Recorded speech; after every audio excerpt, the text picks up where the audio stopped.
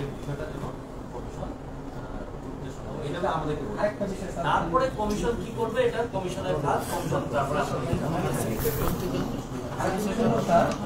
যেমন আমরা যে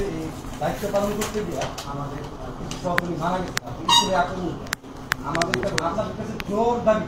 যা এই পরিবারগুলো কিন্তু স্যার মানে যে মারা গেছে একজন মাত্রই উপার্জন কোনো ব্যক্তি অনেকের দুইটা তিনটা ছেলে সন্তান হয়ে গেছে হয়তো কিছু পরিবার আজকে পথের দিকে যারা মানে হয়তো মানুষের মানে কাজ করেও তারা দিন চালাবে আমার একটা জোর দাবি স্যার আমাদের পক্ষ থেকে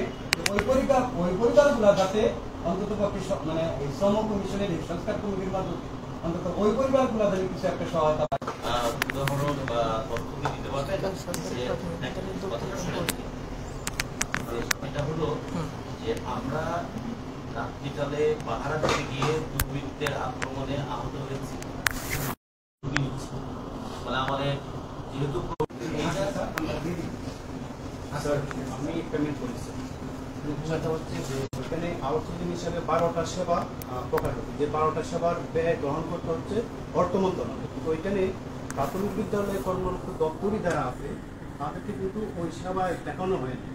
তাইলে আমরা আউটসোর্সিংও নাই রাজস্ব খাতেও নাই তাহলে আমরা আফিকতা আসলেও নাই কি জমিলেও না স্যার আমরা আসলে আফিকতা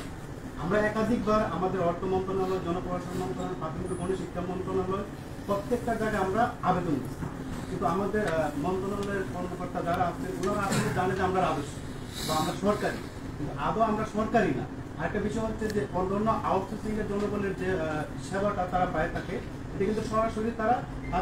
সরাসরি তাদের অ্যাকাউন্টে পায় তারা কোনো না কোনো এজেন্সির মাধ্যমে পায় ঠিক আছে তো আমার ইয়েটা হচ্ছে এটা যে আমরা যদি আউটসোর্সিং হয়ে থাকি তাহলে সরকার সরাসরি আমাদেরকে কেন বেতন ভাতা দিচ্ছে প্লাস আমাদের প্রত্যেকটা সরকারি ব্যাংক বিশেষ করে রূপালী ব্যাংক এবং সোনালী ব্যাংকে আমাদের হিসাব নেতৃত্বে ছাত্র জনতার গণ অভ্যুত্থানের মাধ্যমে ওই দেশে একটা পরিবর্তন আসছে।